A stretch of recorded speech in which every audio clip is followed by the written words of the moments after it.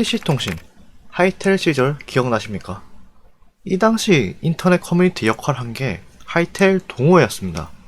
게임 쪽에서 유명한 게 게임 동호회 개호동, 개호동 출신이 스타 해설위원 김동준, 그리고 하이텔에서 이용도의 드래곤 라자가 연재되기도 했죠.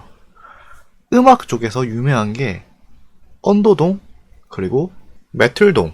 메틀동에서는 일반 네티즌 뿐만 아니라 유명 뮤지션도 활동을 했습니다. 또한 유명한 네임드가 있었으니 바로 MIPSB.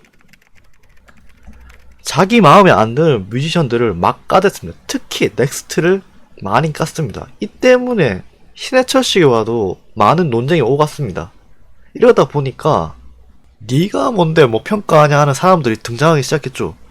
그래서 이 키보드 워리어는 꿀리기 싫었든지 언니네 리발관 리더라고 거짓말을 쳐버립니다. 밴드명 유래도 좀 특이한데 자기가 본 19금 비디오에서 따온 겁니다. 이유도 그냥 어감이 예뻐서. 이게 단순 거짓말로 끝날 수 있는 일이었습니다. 그런데 일이 커지고 마는데 공중파 라디오에서 이 사람을 게스트로 초청해버린 겁니다. 라디오에서 언니네 이발관 활동을 하고 있다. 하지만 정작 이석원 이 당시만 해도 악기도 못 다루고 밴드 멤버는 아무도 없었습니다. 활동도 한 적 없고 공중파 라디오에서 거짓말을 해버린 겁니다. 일이 커져서 부랴부랴 멤버 모집에 들어갔는데 베이스, 키보드 칠 사람 데려왔는데 이놈들이 악기를 못 쳐. 알고 보니까 얘네들도 거짓말 치고 밴드에 들어온 겁니다. 하이텔 활동을 하다 보니까 이석원은 실제 뮤지션과도 친분을 쌓게 됩니다.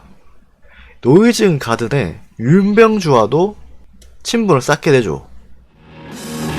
노이즈 가든이 경대에서 우승하는 모습을 본 이석원은 이제 진짜로 뮤지션이 되겠다고 결심합니다. 그리하여 드러머도 밴드에 영입합니다.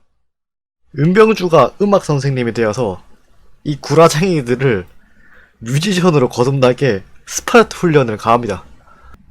약 1년 후 라디오에 다시 출연합니다. 연습을 통해서 라디오에서 성공적으로 라이브 공연을 마칩니다. 이 음악을 또 듣고 기타리스트가 들어오게 됩니다. 이것이 바로 대한민국 모던락 1세대의 탄생입니다. 구라쳐서 들어왔던 베이스가 류기덕입니다.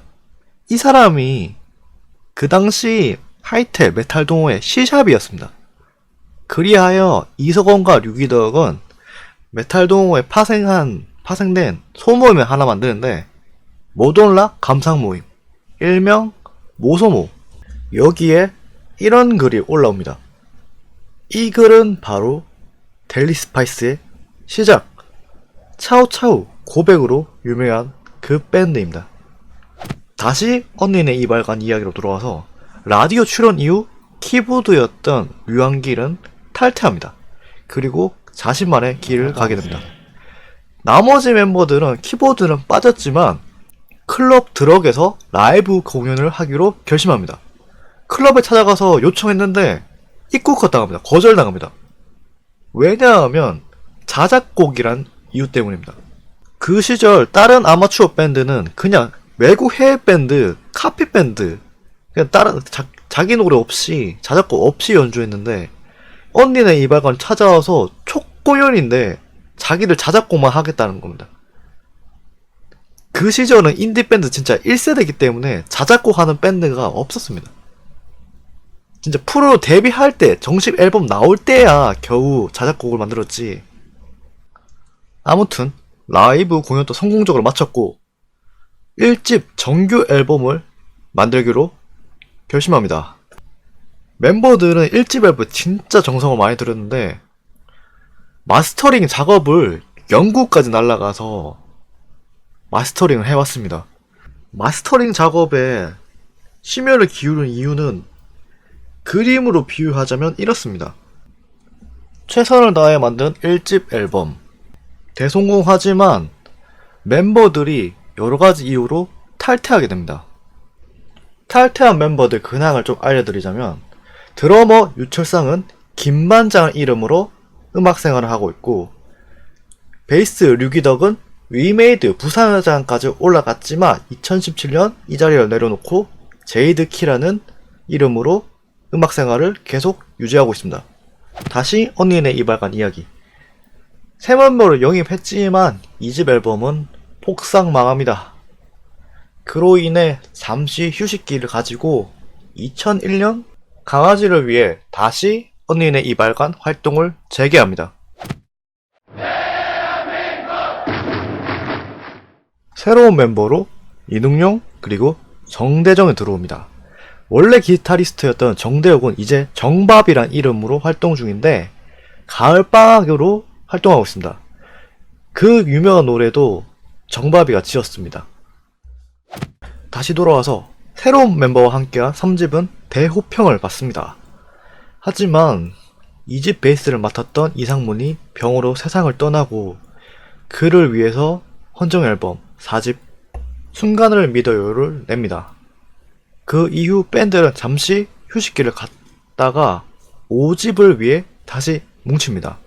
앨범 퀄리티를 올리기 위해 열심히 작업하다 보니 5번 연기 끝에야 앨범이 나옵니다. 2008년 올해 음반 수상. 이 시절 어떤 노래냐 있었냐 하면 다른 부분에 올해의 노래는 장기하의 싸구려 커피, 토이의 뜨거운 안녕이 최우수 팝 부문을 받았습니다. 5집 앨범은 사랑을 많이 받았습니다. 그래서 아이유가 스케치북에 나가서 수록곡을 커버해서 부른 적이 있습니다. 이것이 인연이 되어 6집 앨범에서는 아이유가 함께한 노래가 있습니다. 여기서 잠깐, 하이텔 시절 싸웠던 두 사람은 어떻게 되었는가? 화해했습니다. 마왕이 진행하던 라디오에 출연한 적도 있으며 3집 앨범 광고를 마왕이 맡아서 해주었습니다.